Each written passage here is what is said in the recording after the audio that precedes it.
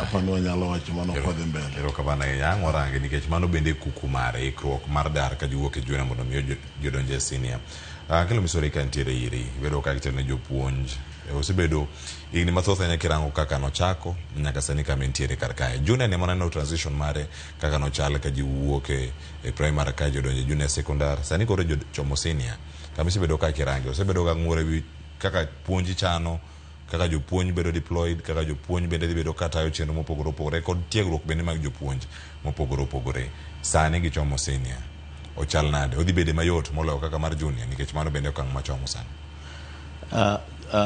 Tire wach moro mada wacho kapok adonje transition ni ka e countdown marwa kwa wuok e chako implementation berne ni the director mar KICD nitie ka then to kendo nobedo permanent secretary principal secretary e basic education en ng'ama nitie at the center of everything. Ne wan gi ng'ikruok e chenro mar implementation nikech piloting nokotim throughout kata sani wadhi senior to piloting okotim but gima crucial ahinya ni gik ma inyalo time piloting inyalo tim kata e implementation ka koro gima lit ma lich molot mag jopuonj isewinjo ng'ur mang'eny ni sama no timo gimiluongo ni employment of teachers mondo wa accommodate go transition e grade 7 to ne en mana facade employment nondik jopuonj mang'eny watimo mana humanities and kanyendo nonego bed ni lay foundation mar donjo e senior madhi kawo gimiluongo ni pathways en ni onego bed ni wa stress on STEM science mathematics and technology tiyudo ni as we stand now jopuonjo mana nitiere secondary school mana nyalo puonjo STEM noseloki odhi e public service mondo odhi e technical training institutions ma koro sani endi jopuonj mar STEM go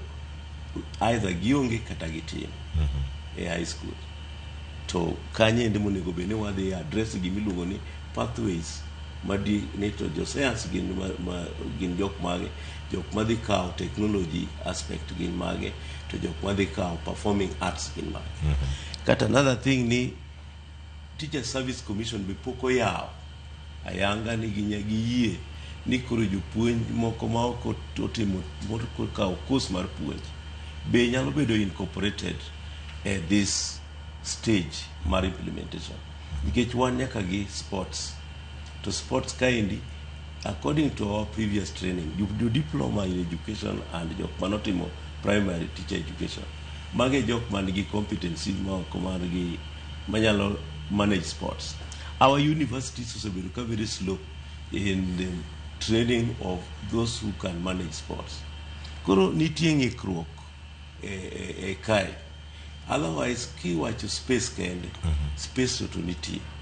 nikech kata mana by the time mane the late CS Professor Magoa ne nitie noyudo kosemedi second classrooms high school mondo no accommodate that transition. Ting'eyo ni after the presidential working party ne wakawo grade 7